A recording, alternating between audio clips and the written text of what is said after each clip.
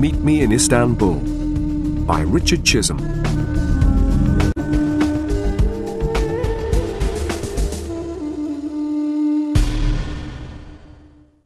Chapter 1. Journey to Istanbul. It is early morning on a sunny spring day in April. Heathrow Airport, London, is busy, as usual. Hundreds of people are arriving, leaving, or waiting for planes. In the departure lounge of Terminal 1, a man is sitting reading a newspaper. He does not like airports. There are too many people, and he is always nervous when he flies. He looks at his watch impatiently. Then, he hears the announcement over the loudspeakers. British Airways announce the departure of Flight BE 570 for Istanbul. Will passengers please proceed to Gate 16 for boarding? Tom Smith picks up his suitcase and walks towards Gate 16. 20 minutes later, the plane is preparing to leave. It moves slowly across the airport to runway number 2. Tom is sitting looking out of the window. The plane suddenly moves forward, races down the runway, and rises into the air. Tom looks down at the houses and roads far below and smiles. London is behind him. Now he is on his way to Istanbul. Tom relaxed and took a letter from his pocket. Resat Bey Apartment, 11-3, Kamarot Sokak, Ayazpasa, Istanbul. My dear Tom, thank you for your letter. I am so happy that you can come and visit me for a holiday. Life here in Istanbul is very interesting. I am enjoying my work, but I miss you very much. It will be wonderful to see you again. I'm sure we will have a very nice holiday. Spring is here, and the weather is beautiful. I have to work on Monday the 14th of April, the day you arrive, so I can't come to the airport to meet you. But you can take a taxi from the air terminal to Taksim Square. That's in the centre of the new part of the city. There's a big hotel called the Park Hotel near the square. I'll meet you there at 5 o'clock. We'll meet in the American bar. The view over the city is beautiful. I can't wait to see you again, Tom. I have so much to tell you. So remember, the Park Hotel, Taksim Square, 5 o'clock. See you on the 14th. Love, Angela. Tom sat for a moment, looking at his fiancée's letter. Then he put it in his pocket. He looked down at the green fields of France as the plane continued its journey across Europe. "Have you been to Istanbul before?" said a voice. It was the young man in the next seat. "No, I haven't," said Tom. "Have you?" The man smiled. "My home is in Istanbul. I'm studying in London at the moment. I'm going home for a holiday." "Really?" said Tom. "Where are you studying?" "At London University." The two men sat talking as the stewardesses began serving lunch. The young man told Tom his name was Kamal. His parents had a shop in Istanbul. "Are you meeting someone in Istanbul?" Kamal asked. "My fiancée," said Tom. "She's working in Istanbul." "That's interesting. How long has she been there?" "She went to Istanbul 2 months ago. She works for a small company which is starting to export to England. She's making all the arrangements." "Exporting always seems so difficult," said Kamal. "It seems difficult," Tom agreed. "But that's Angela's job. She's an expert in importing and exporting. Her father has an import-export agency in London, and she has worked for him for some years. She's almost completed her work in Istanbul now. The company has already started to send goods to England. She'll be coming back to London soon." "What kind of goods do they export?" asked Kamal. "All kinds of things. brass ornaments, coffee pots, trays, leather, and onyx articles. Angela's father thinks these goods will sell very well in England. That's interesting, said Kamal. My parents sell things like that in their shop in Istanbul. The two men went on talking as the plane flew over Italy and Greece towards Turkey. Soon, they were descending to Yeşilköy Airport, Istanbul. When the plane stopped, Kamal stood up. I hope you enjoy your stay in Istanbul, he said. Here's my telephone number. If you need anything, phone me. I live in Sicily. It's not far from the center of the city. Thanks, Kamal. That's very kind of you. Not at all, replied Kamal. Nice to meet you. And now, goodbye.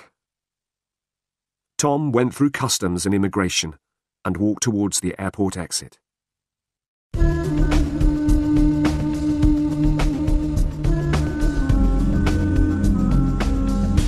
Chapter 2. The American Bar.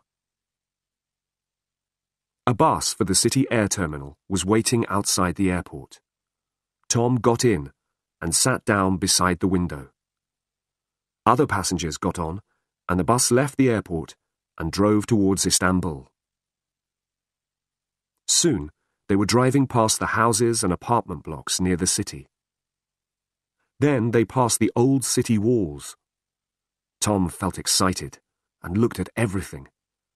He saw beautiful old mosques and street markets. The bus was now approaching the center of old Istanbul. It stopped at some traffic lights. A car stopped beside the bus. The door opened, and a woman got out.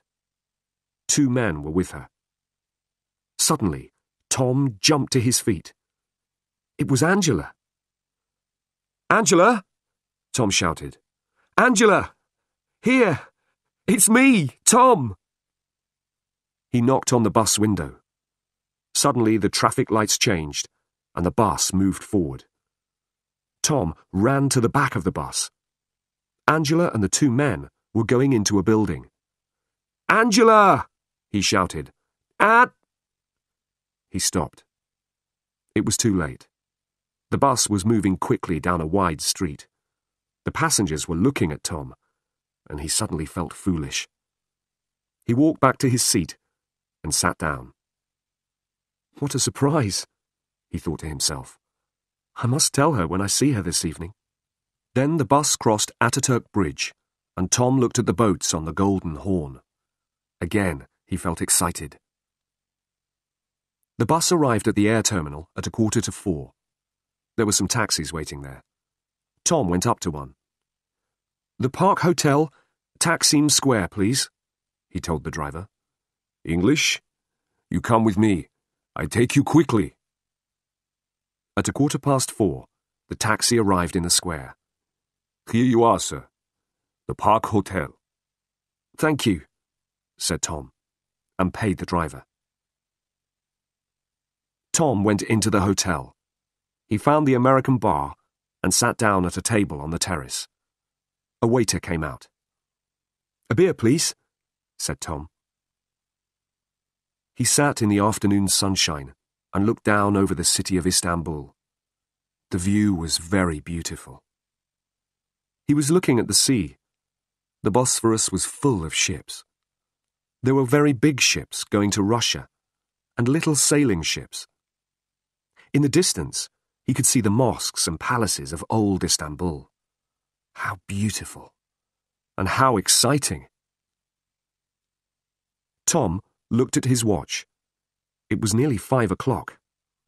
He got up and walked up to the hotel entrance. There were lots of people going in and out of the hotel, but he did not see Angela anywhere. He went back to the bar and ordered another beer. Come on, Angela, Tom said to himself. Don't be late. Just inside the American bar, a man in a grey raincoat was sitting at a table. He was drinking coffee and smoking cheap cigarettes. A newspaper lay open on the table in front of him. and from time to time he looked at it. But the man wasn't reading the newspaper. He was watching Tom. It was now 5:20. Tom sat in the evening sunshine. He looked at his watch again and waited. 5:30. 5:45. It was getting dark. He looked at the lights on the Bosphorus. Strange, thought Tom. Angela isn't usually late. Tom sat at the table on the terrace of the American bar, waiting for his fiancée. He waited and waited, and nobody came. And the man in the grey raincoat sat patiently inside the bar, smoking and watching Tom. "Another beer, sir?" asked the waiter. "No. Bring me a black coffee, please." "Have you a telephone?" "Yes, sir. Inside." Tom went into the hotel. There was a telephone beside the reception. Tom dialed Angela's number. The phone rang and rang, but nobody answered it. He put the phone down and turned towards the reception desk. "Excuse me," he asked the receptionist. "Kamarot Sokak. Do you know where it is?" "Yes, it's very near. Go out of the hotel entrance and turn right. Walk along the street, and Kamarot Sokak is 4th on the right." "Thank you," said Tom. Tom went back to the bar. He drank his coffee and paid for his drinks. It was now after 8 o'clock. Tom picked up his suitcase and left the hotel. Inside the bar, the man in the grey raincoat stood up and picked up his newspaper. He put some money on the table and walked out into the street. He stood on the pavement for a moment or two, then started walking.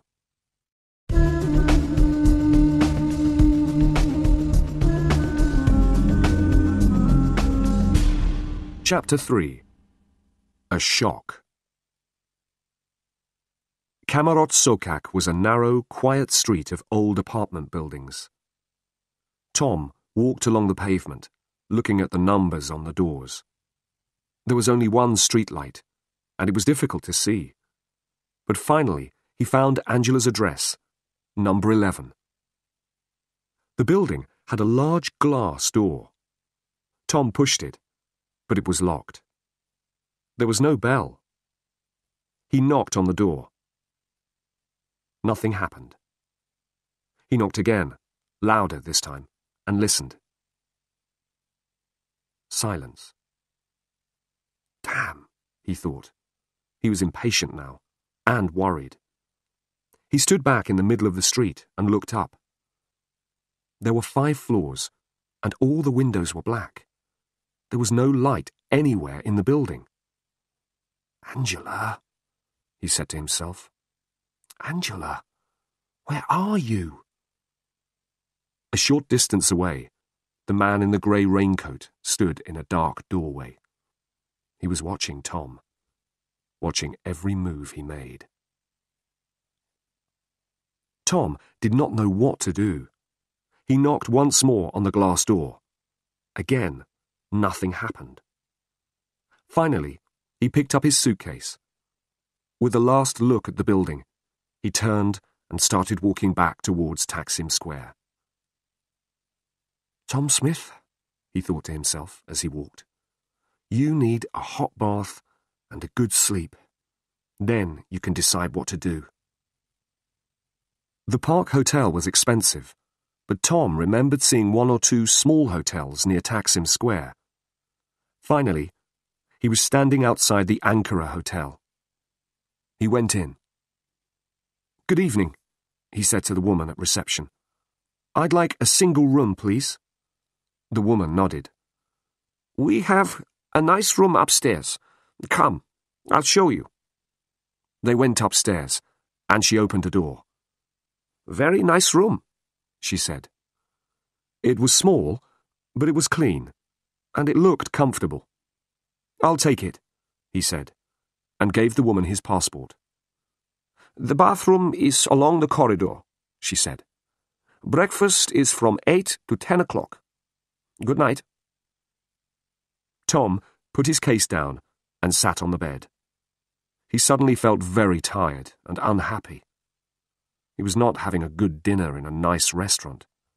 He was not sitting with the woman he loved. He was sitting alone, in a cheap hotel, in a strange city. For a long time he sat on the bed thinking, "But I saw Angela. I saw her from the bus." Finally, he stood up. "Okay," he thought. "Tomorrow morning, I'll go to Angela's office and find out what has happened. There's a very simple explanation, I'm sure. I'll find out tomorrow." He had a hot bath and got into bed.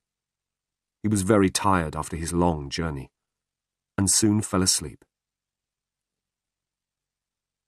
The man in the grey raincoat walked across Taksim Square. There was a telephone kiosk in the corner. He dialed a number and waited. Then he spoke. "He's in the Ankara Hotel," the man said. "He waited at the Park Hotel, and then he went to the girl's flat. Now he's in the Ankara Hotel." Yes, of course I will." He put down the phone and left the kiosk. The next morning, Tom felt much better. He had breakfast, then took a taxi to the office where Angela worked. The taxi drove through the busy streets and crossed the Galata Bridge into the old city. Finally, it turned into a small street near the railway station. It was a narrow street of shops, small businesses, and workshops. The taxi stopped in front of a grey building. F. Karamian & Co. Export-Import Agency, said the sign above the door. Tom pushed open the door and went in. A secretary was typing at the reception desk. She looked up as Tom came in. "Good morning," she smiled. "Good morning," said Tom. "My name's Tom Smith. I'm looking for Angela Thompson. She's my fiancée. I arrived in Istanbul last night and waited for her, but she didn't—" The secretary was staring at him. She stood up. "Wait a moment, please, Mr. Smith." She hurried over to a door marked Office and went inside. Tom could hear her talking to someone. The door opened and a man came out. He looked very serious. "Mr. Smith, my name's Dunya. Please, come in." Tom went into the office. "Please sit down, Mr. Smith," said Dunya. "Look, I don't know how to tell you this, Mr. Smith. I have some very bad news for you. I'm very sorry indeed. But Miss Thompson, your fiancée, is dead."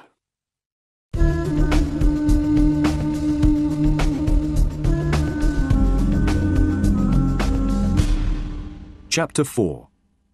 I saw her. "Drink this, Mr. Smith," said Mr. Dunya. He handed Tom a glass of strong brandy. Tom sat, shocked, white-faced, unable to speak. He drank the brandy slowly. How did it happen?" he asked. "A car accident. Miss Thompson was driving along a dangerous road. No one knows what happened. Her car went off the road and fell down the hillside." "Yesterday evening?" Tom asked. "I beg your pardon?" "The accident. It happened yesterday evening?" Dunya looked at him. "Mr. Smith, the accident happened a week ago. Last Sunday, to be exact. She had been away to Bursa for the weekend and—" "But that's impossible," said Tom. "I saw Angela yesterday." "Yesterday?" "Yes. I was on the airport bus, coming into Istanbul. I saw her in the street. I'm terribly sorry, Mr. Smith, but you're making a mistake. No, I tell you, I saw her. Mr. Smith, Dunya said patiently. Istanbul is a big city. There must be hundreds of women here who look like your fiancée. Tom said nothing. The British consulate were very helpful, continued Mr. Dunya. They made all the arrangements for the funeral. It was on Wednesday. Have her parents been told about this? Tom asked. That is a problem, I'm afraid. Her parents are on holiday in France. The British and French police are trying to contact them. So, they don't know yet, said Tom quietly. No, they don't, I'm afraid. There was a long silence. Can I have another brandy, please? Asked Tom. Of course. Tom tried hard to think clearly. I thought I saw her yesterday, he said softly. I understand, Mr. Smith. It's a great shock. A terrible tragedy for you. For all of us. After a pause, Dunya asked, What will you do now, Mr. Smith? Is there anything I can do to help? I'm not sure, said Tom. I need some time to think. I don't know what to do. Do you know anyone in Istanbul? Suddenly, Tom remembered Kamal. Yes, I have friends. Don't worry. Look, Mr. Dunya, I can't decide anything now. I think I'll stay in Istanbul for a day or two. I'd like to visit the consulate, and maybe the police. Mr. Dunya opened a drawer in his desk and took out a card. He wrote on it and handed the card to Tom. I've written down the telephone number of Mr. David Pennington. He's the man in the consulate who made the arrangements for the funeral. The other number is my office telephone number. Contact me if you need anything. I'm here during the day. Tom stood up. I must go now, he said. Thank you. You've been most kind. Mr. Dunya walked with him to the door. Well, Mr. Smith, once again, I'm terribly sorry. You know, I was so sure I saw her. So sure, Tom said. I understand, replied Dunya. It's a terrible shock. The two men shook hands. Remember, come here any time if you need anything, said Mr. Dunya. Goodbye now. Goodbye, said Tom, and walked out into the street. Mr. Dunya turned and walked back into his office. He closed the door carefully and sat down at his desk. For a few minutes he sat thinking. Then he picked up the telephone. Tom walked slowly through the crowded streets of old Istanbul. The streets were busy and full of interesting people, shops and cafes. But Tom did not see any of those things. He was not interested in Istanbul. He was not a tourist anymore. Tom was thinking of Angela. He remembered the journey on the bus from the airport. He was sure he had seen Angela. She had been there, on the pavement, getting out of a car. But Dunya said it was not Angela. Angela was dead. She had died a week ago. Tom walked through the streets of the city. He walked through the Grand Bazaar. He walked on and on through narrow old streets. He didn't know where he was, or what time it was. He thought about Angela. He thought again about his journey on the bus from the airport. Again and again he thought about it. And again he saw his fiancée. Then he stopped walking and stood for a moment on the pavement. He was standing on a street beside the sea. Angela isn't dead, he thought. I saw her. He looked in his pocket and found Kamal's telephone number. He walked quickly across the street to a cafe. He went inside to the telephone. Hello? Kamal? Hello, it's me. Tom. Remember? Yes, fine, thanks. Listen, remember you said I could phone you if I needed anything? Or something has happened. Can we meet somewhere?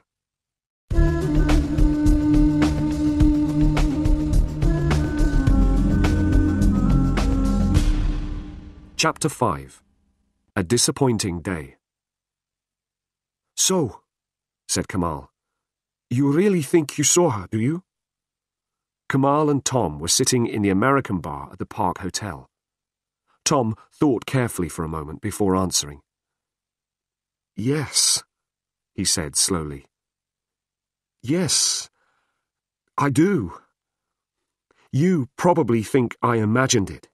I understand that. But I'm convinced I saw her. That's all. Kamal nodded. I can't stop thinking about yesterday, Tom continued. I close my eyes and I can see Angela there on the pavement. I can't forget that. Listen, Tom, said Kamal. We only met yesterday, but already we're friends. You're in my country.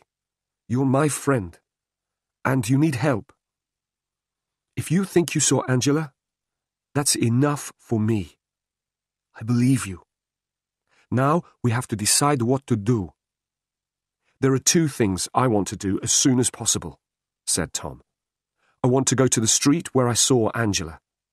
Then I want to go to the British consulate. I have an appointment for this afternoon. Okay, said Kamal. The street where you saw Angela. Do you think you can remember where it is? No problem, said Tom. We can drive along the same route as the airport bus. I'm sure I'll remember it. And what do you think you will find there? I'm not sure. But she was going into a building with two men. At least we can find the building. Maybe that will tell us something. Okay, said Kamal.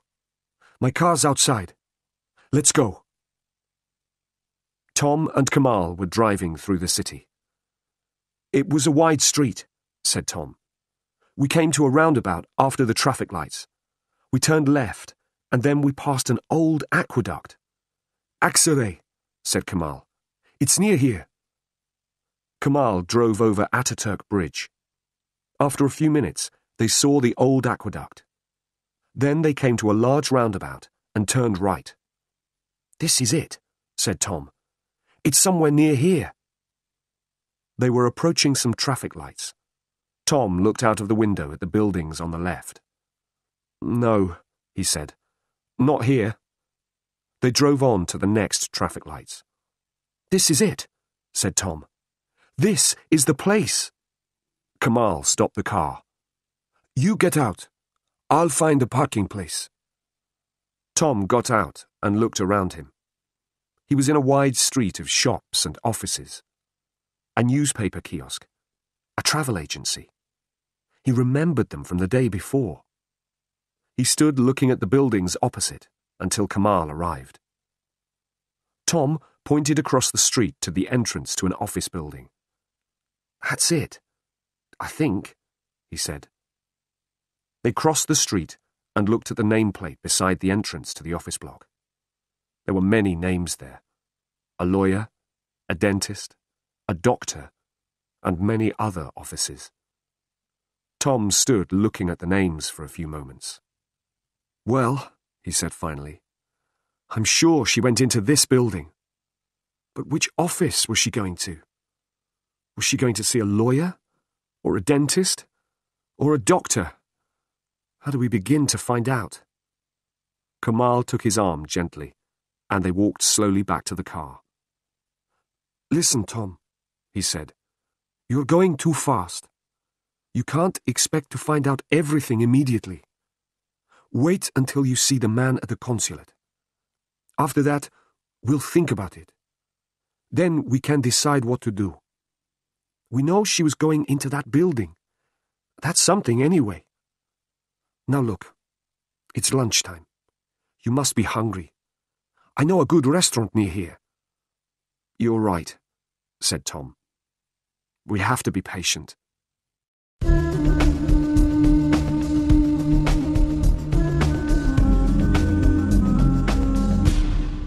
Chapter 6. Visit to the Consulate. After lunch, Kamal drove Tom to the British Consulate in Mesrutiet Street. He stopped the car at the gate. Well, good luck, he said. I'll wait for you. Tom opened the car door. It's very good of you to help me like this, Kamal. Thanks very much. Not at all, said Kamal. See you later. Tom went through the consulate gates. The old consulate with beautiful gardens round it looked like a palace. Tom pushed the big door open and went in. I'd like to see Mr. David Pennington, please, he said at the reception desk. My name's Tom Smith. I have an appointment. After a few minutes, a tall man wearing glasses came to meet him. Mr. Smith, my name's Pennington. How do you do? Said the man, holding out his hand. Tom shook Mr. Pennington's hand. How do you do? He replied. Come into my office, please, Mr. Smith. Mr. Dernier told me you were coming. They walked up the beautiful staircase of the consulate and went into Mr. Pennington's office. Sit down, please, said Pennington. Mr. Smith, I'm very sorry about your fiancée. It was a great tragedy. Please accept my condolences. Thank you, said Tom. Mr. Pennington took 2 files from his desk. This is our report on the accident, he said, and this is the police report. I can give you copies of these, but perhaps you'd like to ask me some questions first. Tom thought for a moment. Mr. Pennington, he said, I think I saw Angela yesterday. Pennington stared at Tom. There was silence in the room.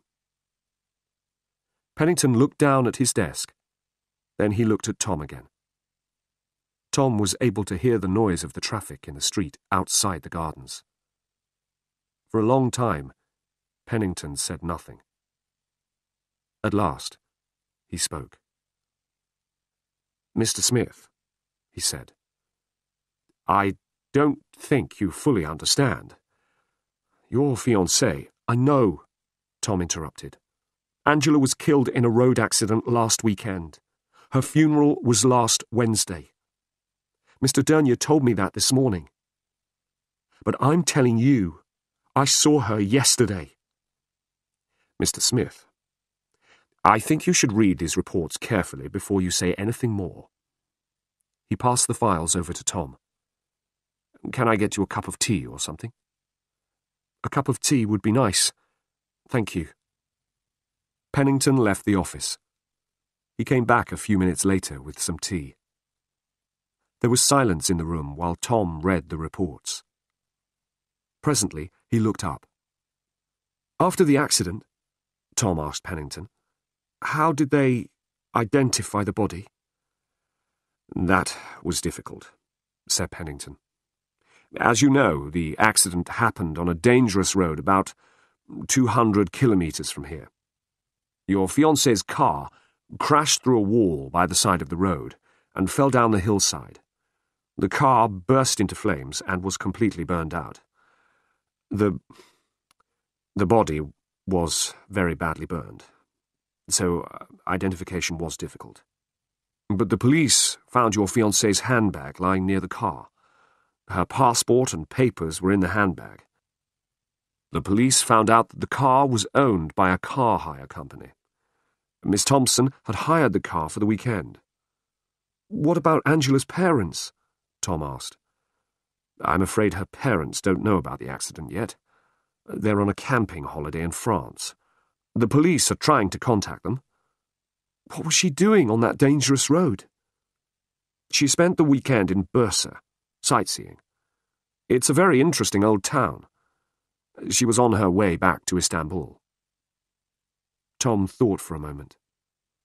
And are the police quite satisfied? Tom asked. Yes, said Pennington. The police are convinced that it was an accident. The file is closed. And you people at the consulate? Said Tom quietly. Are you satisfied? For a moment, Pennington said nothing. Yes, Mr. Smith. We are, he said. Our job, among other things, is to look after British citizens in Turkey. We have looked into this matter very carefully, and we are satisfied that it was an accident. Tom said nothing. I really am very sorry, Pennington went on. I understand how you must feel. You've had a terrible shock. My advice to you now is to leave Istanbul. There is nothing you can do here. I'm beginning to think you're right, said Tom. Perhaps I should go home. You know, I really thought I saw Angela, but now, where are you staying? Asked Pennington. The Ankara Hotel, near Taksim Square. Will you be all right? Do you know anyone here? I'm all right, thank you. I have a friend here. Well, Mr. Smith, please think carefully about what I've said. I hope you'll take my advice. If you need anything before you leave, contact me. I'll be glad to help you. Thank you, said Tom, standing up. Thank you for all you've done. Not at all, said Pennington. I'm sorry your visit to Istanbul wasn't a happier one. Have a good journey home. Goodbye. The two men shook hands, and Tom left the consulate.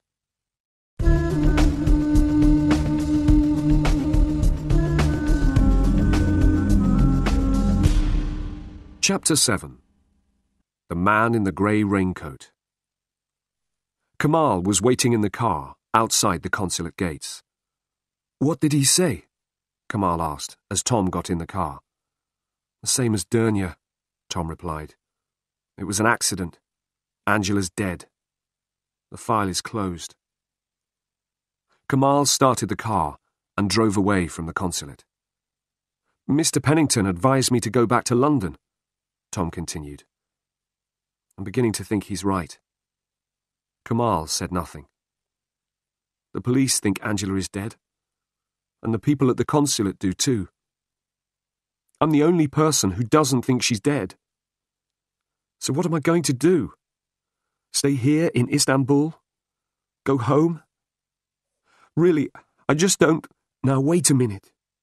Wait a minute, Tom, said Kamal. How long have you been in Istanbul? Not very long. You've been here less than 24 hours. And what has happened to you in this time? You've had a terrible shock. You've been told that your fiancée was killed in an accident a week ago. But you are sure you saw her from the bus last night. So now you are confused, and you don't know what to do. That's right, isn't it? Tom nodded his head slowly in agreement. Well, I'll tell you what you are going to do, Kamal went on. You're going to come with me to the Topkapi Palace. We can walk through the beautiful gardens there and think about everything carefully. Then we can decide what to do next. Tom smiled. You're right, of course. It has been a difficult day. Exactly, said Kamal. Now it's time to relax a little. They were driving down narrow streets to the Golden Horn. This is the Galata Bridge. It crosses the Golden Horn, said Kamal. Look, isn't it beautiful? They drove slowly across the bridge in the bright sunlight. It is beautiful, said Tom, looking out across the Bosphorus. Very beautiful. They continued across the bridge, turned left, and drove past the railway station. A few minutes later, they came to Santa Sofia, one of the oldest and most beautiful buildings in Istanbul. It was once a church, then a mosque, and now it is a museum. "We'll leave the car here," said Kemal. "First, I'm going to show you the Palace of Topkapi." They got out of the car in a large park. They were standing in front of the first gate of the palace. "The Sultans of Turkey used to live in Topkapi Palace," Kemal explained. Kemal and Tom bought an entrance ticket. They walked through the gate into the gardens of the palace. "This is the first courtyard of the palace," went on Kemal. "Over there are the royal kitchens, and over there the harem. That's part of the palace where the women lived." They were walking down a wide path. Kemal looked round, and then he took Tom by the arm. "Walk a little faster," he said quietly. Tom saw that there was a strange look on Kemal's face. "Is anything wrong?" he asked. "Keep walking," said Kemal, "and don't look back." They walked across the courtyard towards the second gate of the palace. "Kemal, what's wrong?" said Tom quickly. "Someone is following us," answered Kemal. "Someone following us?" said Tom. "What do you mean?" "There's a man in a grey raincoat walking behind us. I saw him when we came into the palace. I wasn't sure at first, but I am sure now." They walked on, and then ran through the second gateway. Kemal looked back. The man was still following them. "This way, quickly!" Kemal led Tom to the entrance of the treasury. Inside, it was very crowded, and it was also dark after the bright sunshine. "We're going to separate now," said Kemal. "The man won't be able to follow both of us. You take a taxi back to your hotel. Have you got some money?" "Yes," said Tom. "Right, I'll phone you this evening." "What are you going to do?" asked Tom. "I'm going back to my car." "Be careful," said Tom. "You too," said Kemal. "See you later."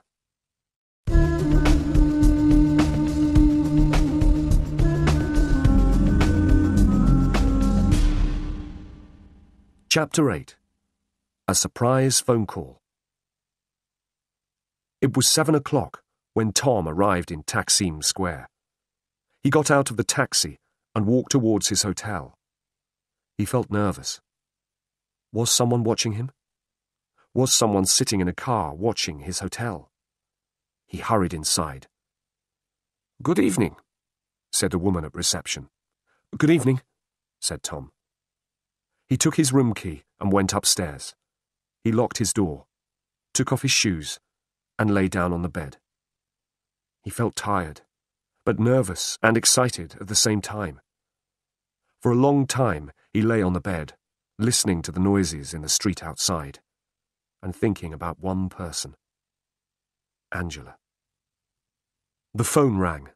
It rang loudly, and Tom jumped nervously. "Kemal," he thought, and picked up the receiver. "Yes? This is reception, Mr. Smith. I have a call for you." "Thank you," said Tom. "Hello? Is that Tom Smith?" It was a woman's voice. "Yes? Who's that?" Tom asked. His heart was beating fast. "You don't know me, Mr. Smith, but I'm a friend of Angela's. I have something to tell you. Can we meet somewhere?" "Who are you?" "My name's Julie. As I said, I'm a friend of Angela's. Listen, I don't want to talk on the phone. Can we meet somewhere?" Yes, sure," said Tom, thinking quickly. "Do you know the American bar at the Park Hotel?" "I know it. I'll be there in 20 minutes. There was a click, and then there was silence. Tom put the phone down and jumped to his feet. "I must tell Kemal," he said to himself.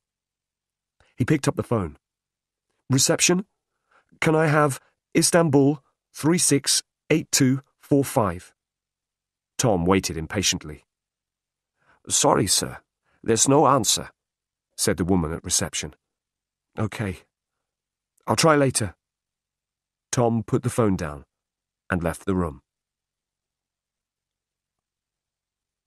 There were only a few people in the American bar when Tom went in. He sat down at a table by a window. From there he could see everyone who came through the door. Tom sat drinking a beer and watching the door. Who was Julie? What did she want? Tom would soon find out. A girl came in a few minutes later. She had long blonde hair and was wearing jeans. The girl looked round the bar, then walked over to Tom's table.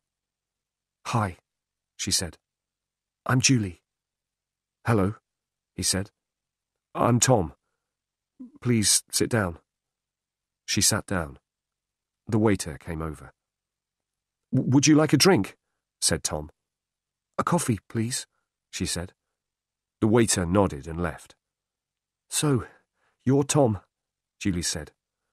You look just like your photograph. Angela showed me a picture of you. But how did you find me? Tom asked. I went to the British consulate today, Julie explained. I spoke to Mr. Pennington. He told me the name of your hotel. I knew you were coming to Istanbul, and I wanted to speak to you. She looked round nervously. Listen, Tom, she went on. There's something strange going on. What do you know about Angela's accident? Only what the consulate told me today, said Tom. He told Julie about his conversation with Mr. Pennington. And are you satisfied? She asked. Tom looked at her. Tell me what you think, he said slowly.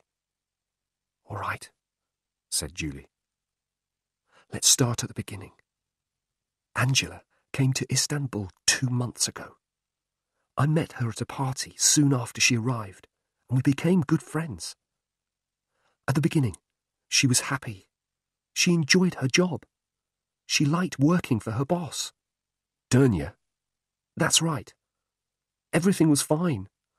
I saw her quite often. We used to have lunch together and go sightseeing. And then, 2 weeks ago, something happened.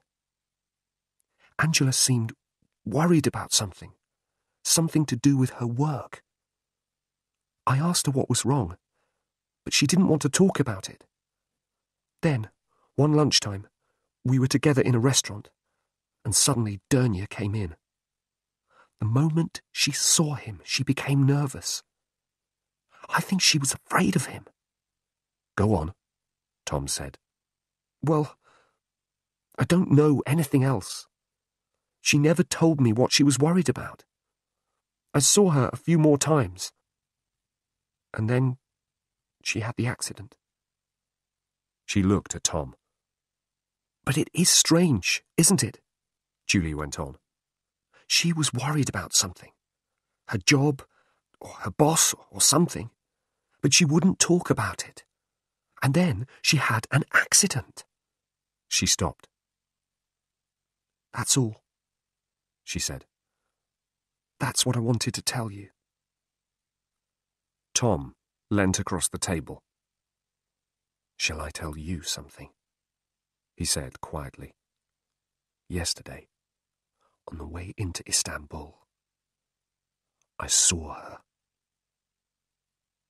Julie stared at him. Where? She asked. I was in the airport bus, coming into the city. We were in Millet Street, near Aksaray. Angela was going into a building with 2 men. What do you mean, going into a building? Which building? Well, I don't know. There are a lot of offices in the building. I went there today. There was a dentist and a doctor. Doctor, said Julie. That's interesting. What do you mean? Angela had a virus 2 weeks ago. A bad attack. She was getting pills from a doctor. That explains it. She needed more pills or treatment. She was going to a doctor. Tom thought for a moment. So that's where she was going, he said. To the doctor's. Maybe I can go and ask the doctor a few questions. Julie looked worried. Be careful, Tom, she said. What do you mean? Just be careful, she repeated. Something strange is happening. It could be dangerous for you if you ask too many questions. Okay, said Tom. But I'm sure Angela is in this city somewhere. She's in trouble. The police and the consulate say she's dead, so they won't help. But I think she's alive. She's in Istanbul somewhere. And I'm not leaving until I find her.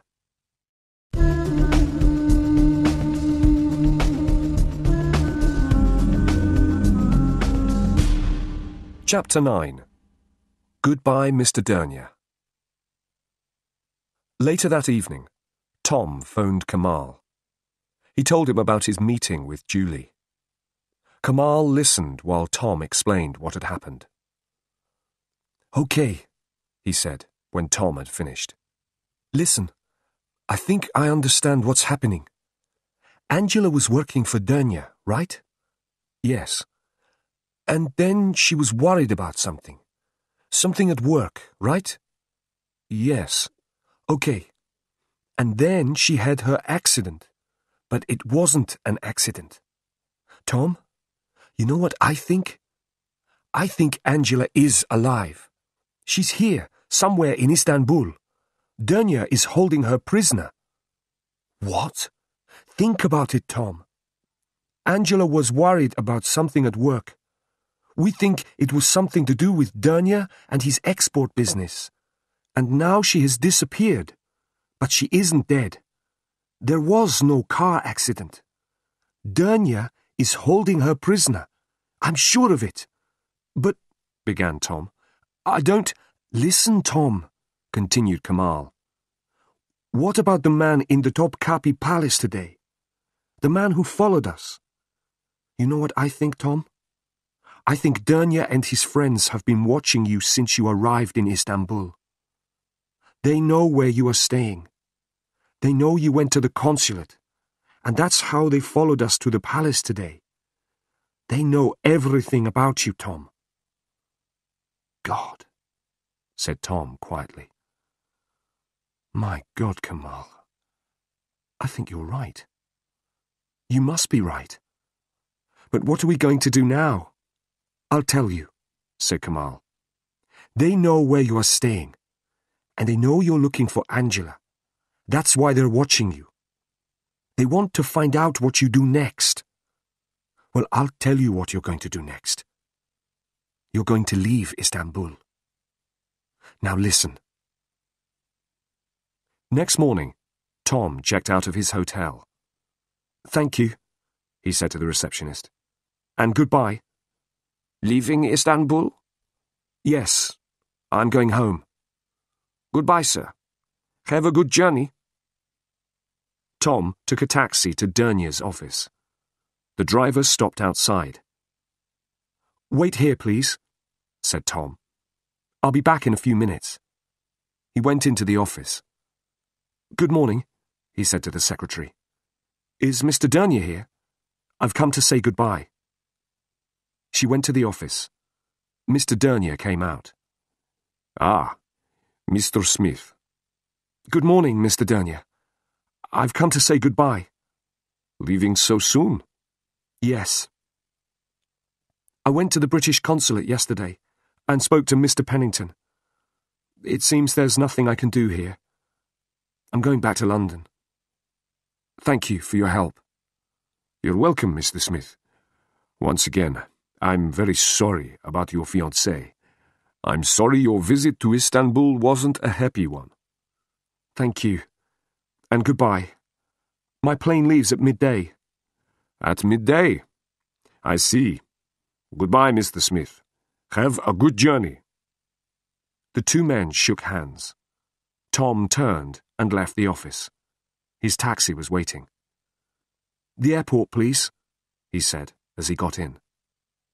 The taxi moved off. Another car, parked 20 meters away, moved away from the pavement and started following.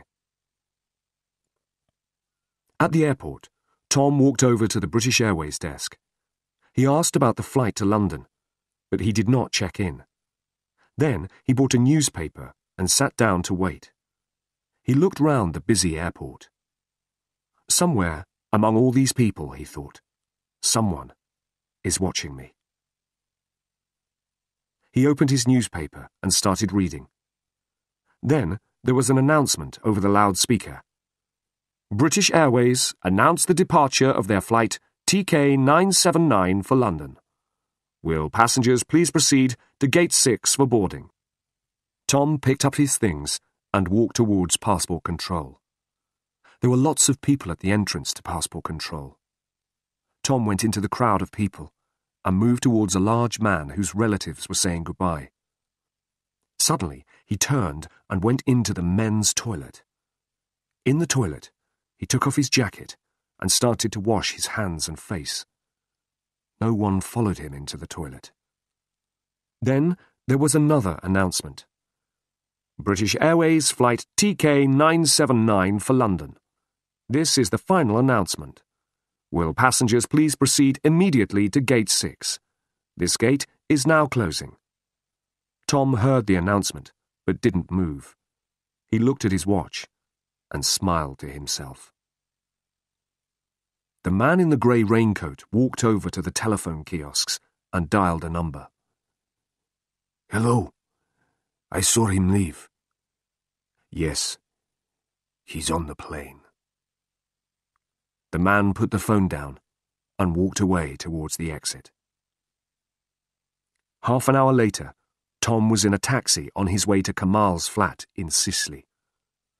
Kamal opened the door. Hello, Tom, he smiled. Everything okay?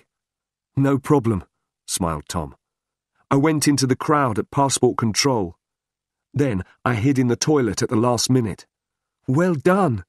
Dernier and his friends will think you have gone back to London. Now you can stay here in my flat, and we can start looking for Angela. And we know where to start, don't we?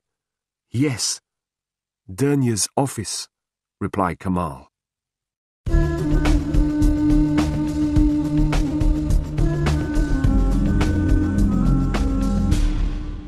Chapter 10. An important discovery. Kamal and Tom had something to eat. Then they sat down and made their plans for the evening. We'll watch Dernier's office this evening, said Kamal. When he comes out, we'll follow him.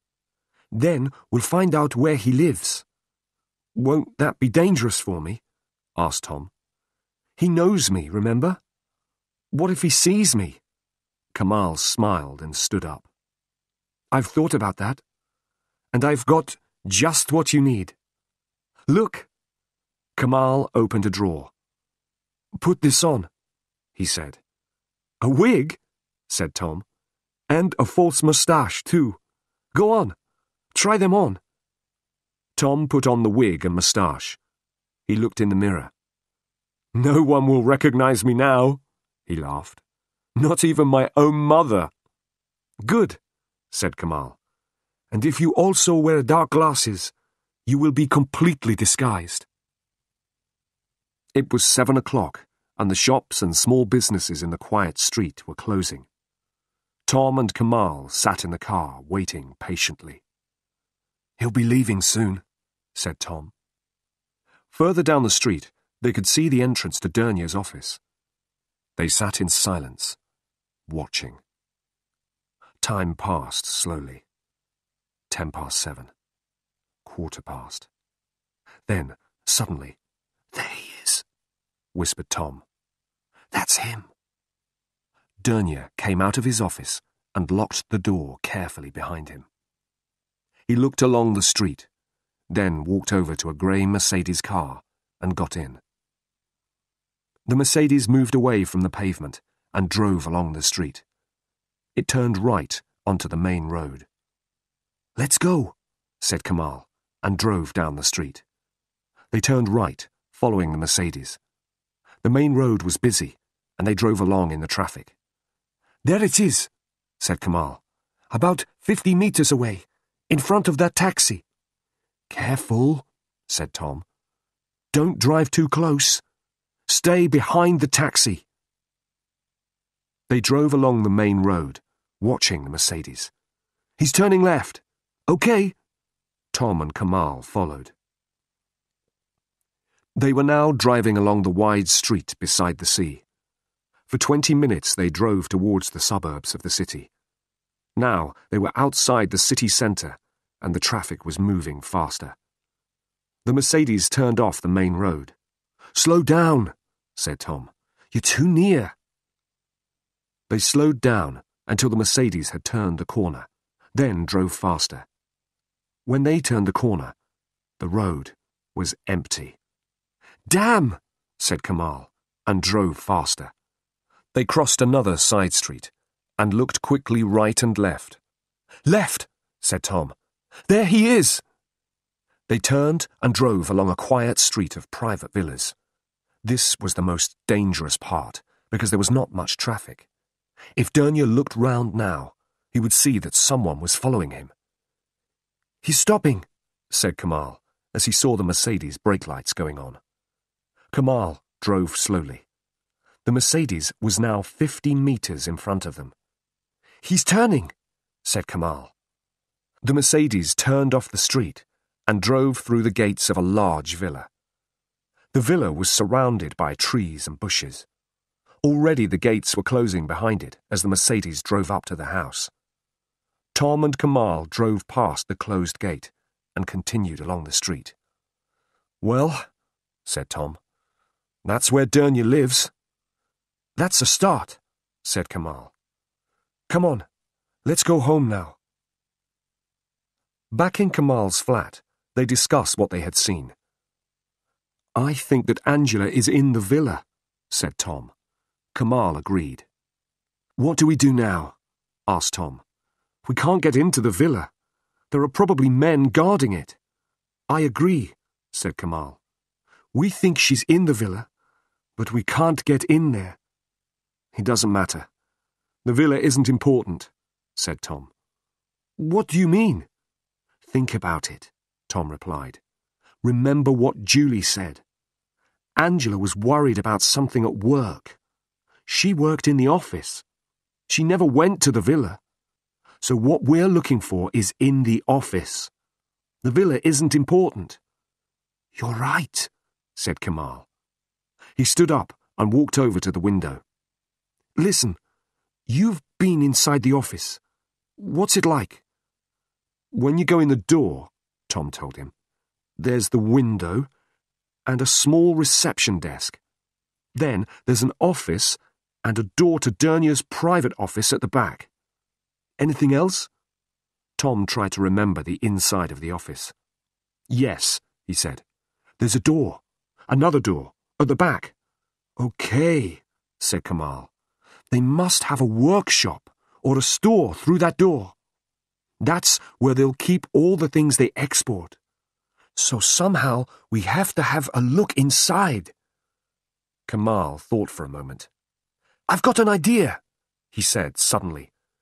"Dernier exports onyx ornaments to England. My parents sell things like that in their shop. So if I had a box of ornaments and I wanted to sell them very cheaply, who would buy them from me?" Tom looked at him, then smiled. "Dernier," he said. "Exactly," smiled Kamal.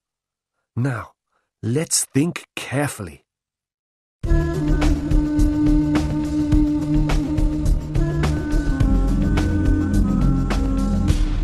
Chapter 11. A Clever Trick. Ibrahim Dernier was alone in his private office. He was working at his desk, finishing some paperwork. He always did his paperwork alone before going home. He looked at his watch. Another 10 minutes.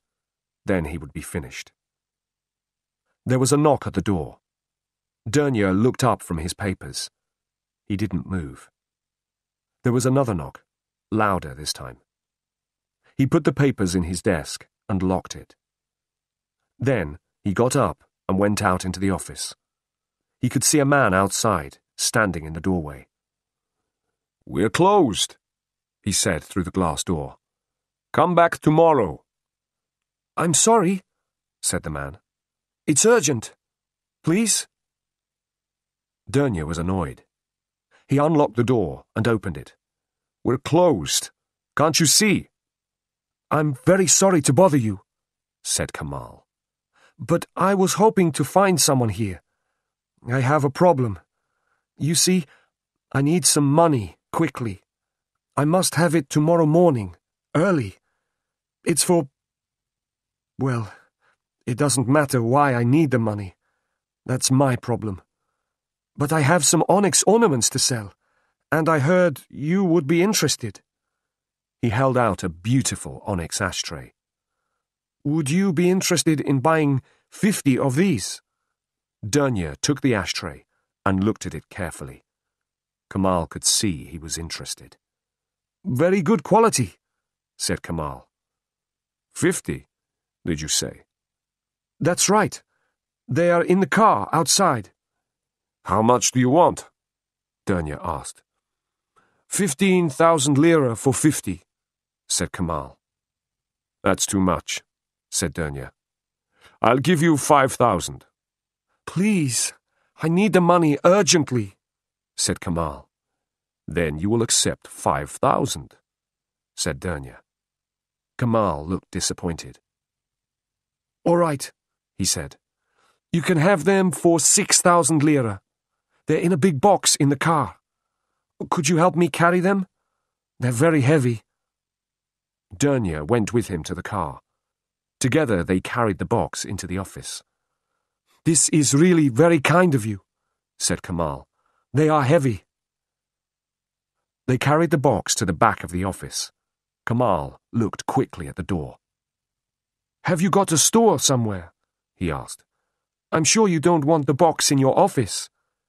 Dernier thought for a moment. He looked at the large box in his small office and said, "One moment." He took a key from his pocket and unlocked the door. They picked up the box and carried it through into the workshop. It was a long, wide room, with windows on one side. There were a lot of articles in the room. Onyx tables, lamps, ornaments, brass and leather articles. On a workbench, there were rows of tools and cutting equipment. "This is fine," said Dernier. "Put it down here." They put down the box. Dernier took out his wallet.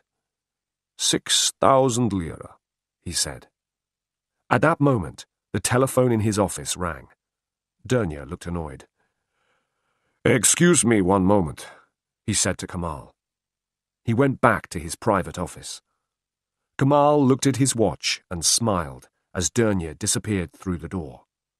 Quickly he looked round the workshop. There was a door at the other end. He looked out of the windows. Outside, there was a small courtyard, and at one end of the courtyard, a wall, 2 meters high. On the workbench, at the end of the workshop, there were several onyx table lamps. Kamal looked quickly at them. They had been cut in half with a cutting instrument. The inside had been removed. Kamal looked closely. Suddenly, Kamal heard Dernier say goodbye. He turned quickly away from the workbench. "Sorry to keep you waiting," Dernier said as he came back in. "Not at all," said Kamal. "I can see you're a very busy man." Dernier counted out 6,000 lira. "Thank you," said Kamal. "I really need this money. Well, I won't take any more of your time." Dernier walked with him to the door into the street. "Thanks again," said Kamal. "Good night." "Good night," said Dernier, and closed the door. Kamal went back to his car and drove home. Tom was waiting for him. "Did it work?" he asked as Kamal came into the apartment. "Perfectly," smiled Kamal. "My brother phoned just at the right moment, when we were in the workshop. Dernier believed my story too. and he gave me a very low price for the onyx. What did you see in the workshop? Kamal looked serious. Well, not very much, I'm afraid. It's just a workshop, or a store. There were lots of onyx and leather articles, brass and tools. And there were some onyx lamps being repaired, I think. But there's a courtyard outside, and another building opposite. I'm sure that it belongs to Dernier. And more important, there's a wall at one end of the courtyard, which isn't too high. Meaning? Meaning that it wouldn't be too difficult to climb over it.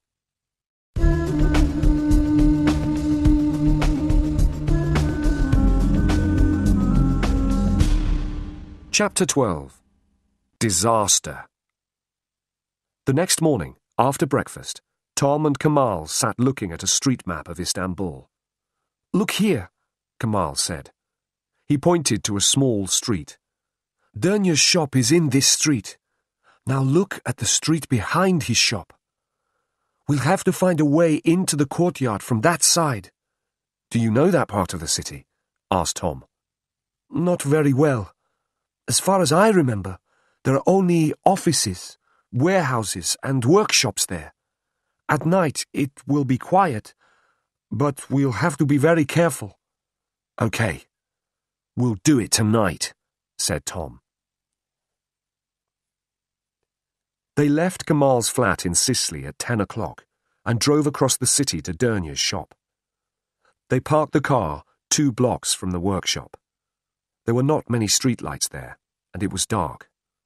Come on, said Kamal. We must walk from here. They walked along the dark streets. They were both wearing dark clothes. They came to the street which ran behind Dernier's workshop and courtyard. You see, said Kamal quietly. Only offices, warehouses, and workshops. Nobody lives in this street. The courtyard must be up this alleyway, behind these buildings. They looked up and down the dark street. No cars. No one in sight. Let's go, whispered Kamal. They walked quickly up the alleyway. Tom's heart was beating fast, his mouth dry with fear. They stood behind one of the warehouses, beside the courtyard wall. Somewhere in the distance, a dog barked. Help me up, whispered Kamal. Quietly. Tom stood with his back against the wall. He held his hands together. Kamal put his foot in Tom's hands and reached up. Okay, Kamal whispered. Kamal looked carefully over the wall. The courtyard was empty. Kamal pulled himself up and sat on top of the wall. Give me your hand, whispered Kamal down to Tom. I'll pull you up. Tom reached up. Kamal took his hand and pulled. Tom put his other hand on the top of the wall and climbed onto the wall beside Kamal. Kamal dropped silently to the ground in the courtyard. Suddenly, there was a noise. It came from inside the workshop. Kamal pointed to the side. They hurried silently over to the wall and waited. Another noise. A door opened and closed inside the workshop. A light came on in the workshop and shone out across the courtyard. Tom and Kamal stood frozen against the wall. They expected a door to open and men to run out into the courtyard. But nothing happened. They heard people talking and moving about inside. Kamal put his mouth close to Tom's ear. This is our only chance, he whispered. We have to try to see what they're doing in there. They moved very slowly towards the window. It was so quiet that Tom could hear his heart beating. At last, they were going to find out what was happening. There were some men in the workshop. One of them was working with an onyx table lamp. The lamp had been cut in half. He put a small plastic bag inside the lamp. Then he fixed the 2 halves of the lamp together again. Tom looked at all the onyx and brass ornaments, the cutting tools, the pile of plastic bags on the table. Suddenly, he understood what was happening. Ornaments for export to England. And inside the ornaments, opium. "So that's it," he whispered to Kamal. "They're smuggling drugs in the ornaments." Tom stepped back from the window. Perhaps he was excited by what he had seen. Perhaps he forgot where he was. But suddenly, he put his foot on a stone and slipped. He put out his hand and knocked against a piece of wood. The piece of wood fell to the ground with a loud crash. A light came on. A door opened, and men rushed out. "Run!" shouted Kamal. "Stop!" shouted a man. "Catch them!" Seconds later, Tom and Kamal were at the wall. They jumped, but Tom was too slow. One of the men caught his legs and pulled him to the ground. Kamal turned to help Tom. Then it was too late. The other men jumped up and pulled him back into the courtyard. A few seconds later, it was all over. Tom and Kamal were prisoners.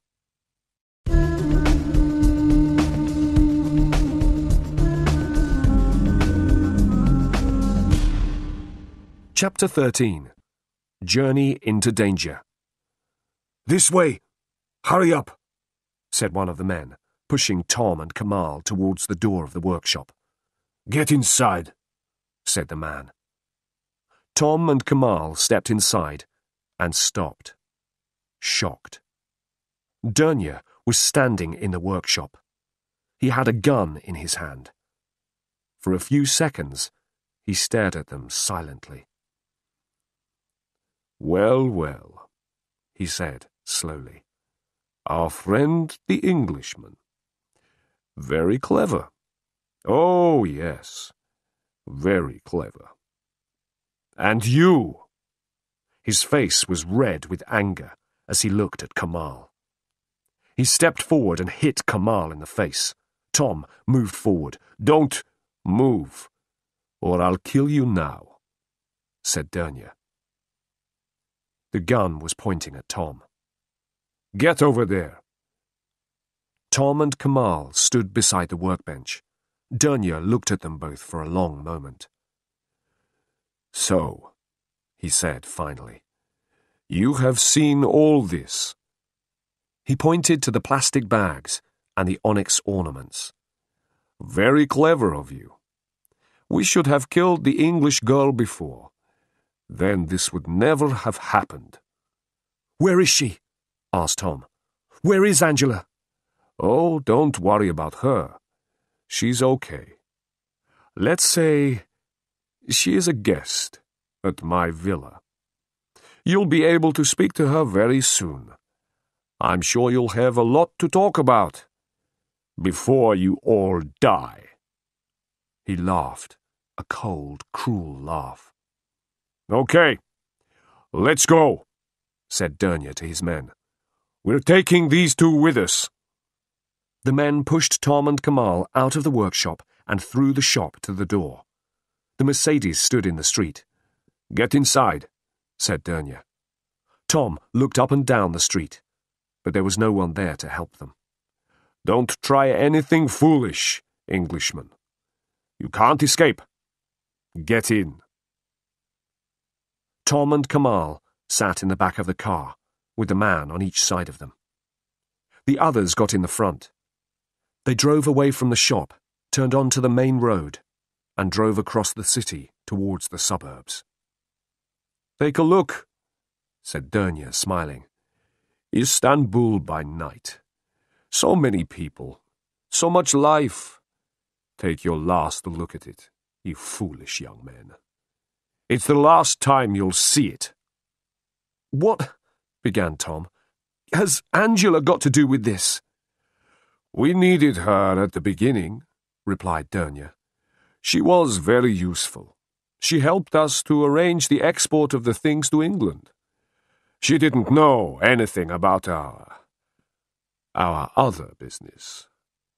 But one day, she left something in the office, and came back for it in the evening. Most unfortunate for her. She saw what we were doing. After that, I could not let her go. Where is she? Asked Tom urgently.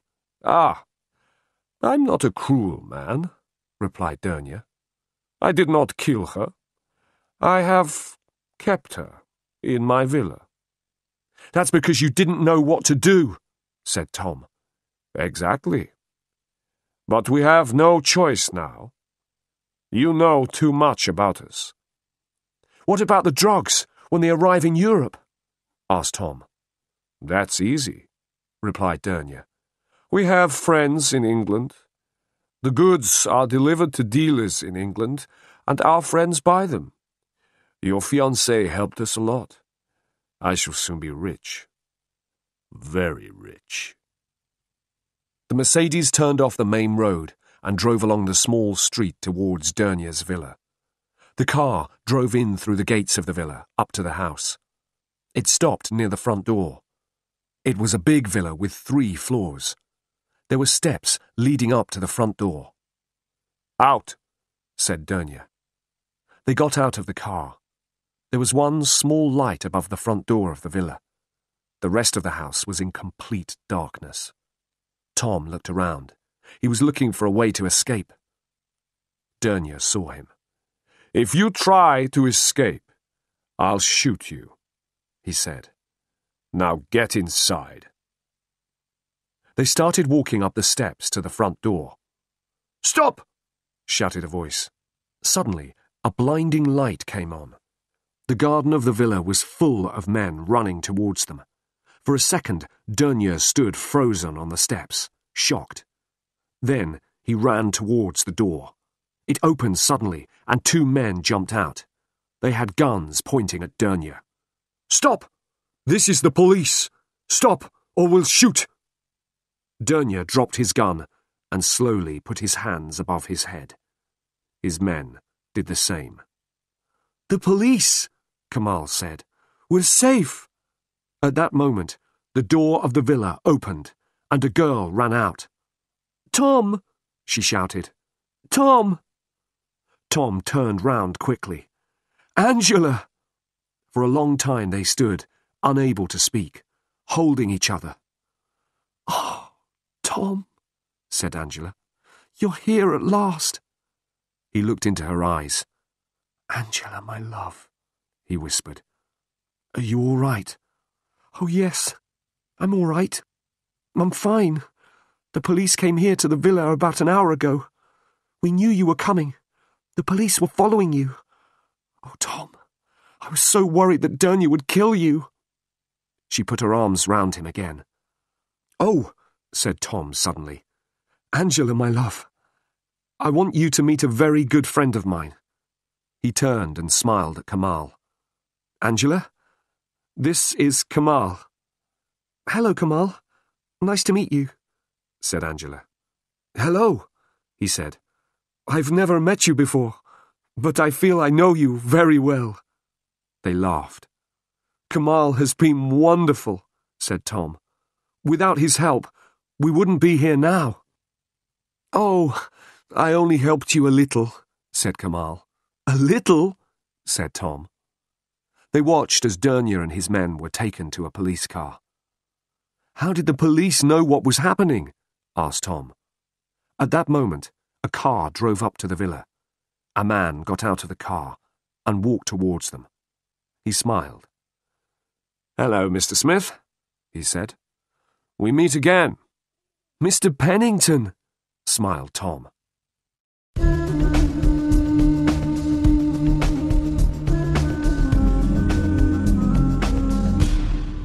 Chapter 14. Time for a holiday. Later that night, Tom, Kamal, and Angela were relaxing. They were sitting in Mr. Pennington's flat in the consulate building. David Pennington was telling them what had happened. Julie came to see me here at the consulate, he explained. She told me about her conversation with Tom. Then I was convinced that Tom's story was true.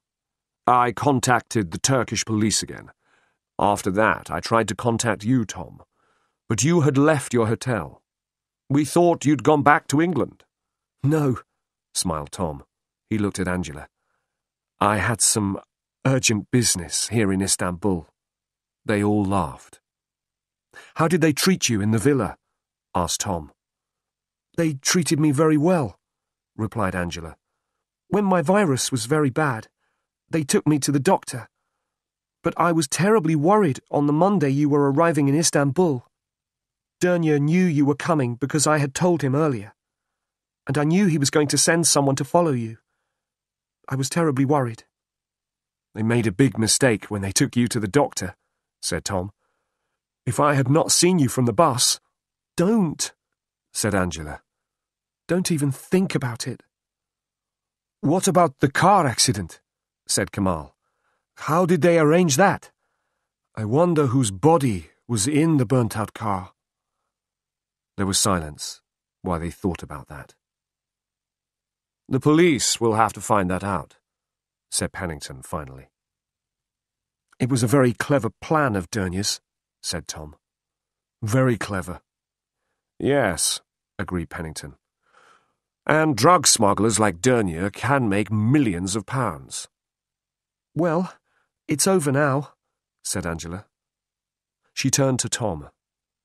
Do you remember the letter I wrote to you, Tom? I said that life here in Istanbul is very interesting. I was right, wasn't I? They all laughed. Yes, said Tom. A little bit too interesting for me. After all this, do you know what I want? What? I want a really dull, uninteresting holiday in Istanbul.